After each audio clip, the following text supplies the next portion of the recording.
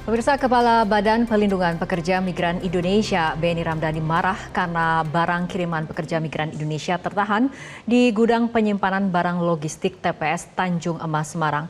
Benny Ramdhani terusik nuraninya dan tidak mampu menahan emosi setelah melihat kondisi barang hasil keringat dan darah para pekerja migran yang tertahan karena regulasi yang dikeluarkan Menteri Perdagangan.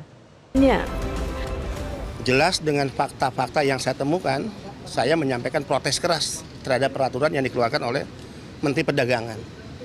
Anda bisa bayangkan, PMI ini adalah anak-anak bangsa yang bekerja ke luar negeri, membantu pemerintah mengurangi angka pengangguran, satu. Kedua, dari hasil gajinya itu disumbangkan pada negara. Mereka ini penyumbang devisa terbesar kedua pada negara ini. Setelah sektor migas, 159,6 triliun disumbangkan PMI kepada negara ini. Jadi dolim dan jahat negara ini jika negara mengeluarkan aturan yang menyengsarakan mereka. Kita lihat bagaimana makanan dikirim, bagaimana barang-barang, pakaian, ya celana, baju, apapun dikirim oleh PMI dan itu dibeli ya dari uang yang ditabung bertahun-tahun dari hasil keringat dan darah mereka bekerja di luar negeri. Untuk siapa? Untuk dikirim ke ibu bapaknya, kirim ke keluarganya, suaminya, istrinya, anaknya. Dan barang-barang itu karena aturan lartas tertahan.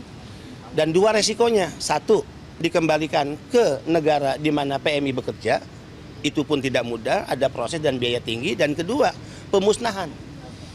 Dolim nggak tuh negara? Orang membeli dengan hasil kerja bertahun-tahun, kemudian barangnya dimusnahkan. Ini jahat menurut saya. Saya ya akan melaporkan hasil kunjungan ini langsung kepada Bapak Presiden dan dorongannya adalah untuk dilakukan revisi. Kalau Pak Zulkifli Hasan sebagai menteri, ya karena kekuasaan ini datang dari rakyat, memiliki rasa kemanusiaan, saya yakin ya beliau mau untuk melakukan revisi. Ini demi siapa? Demi rakyat. Tidak ada kekuasaan yang langgeng dan tidak ada kekuasaan yang datang dari nenek moyang kita, enggak. Ya saya kepala badan, beliau menteri, kekuasaan ini datang atas ridho Tuhan dan atas kehendak rakyat. Dan kita bekerja sepenuhnya untuk rakyat, bukan untuk nenek moyang kita, bukan untuk partai kita, bukan untuk keluarga kita. Saya pernah mengatakan cara berpikir penyelenggara negara yang selalu mencurigai rakyatnya itu harus dihentikan. Mencurigai PMI seolah-olah PMI kalau beli barang itu untuk bisnis, ya untuk komersil, hentikanlah. Yang harus dicurigai itu para pejabat negara, banyak kasus.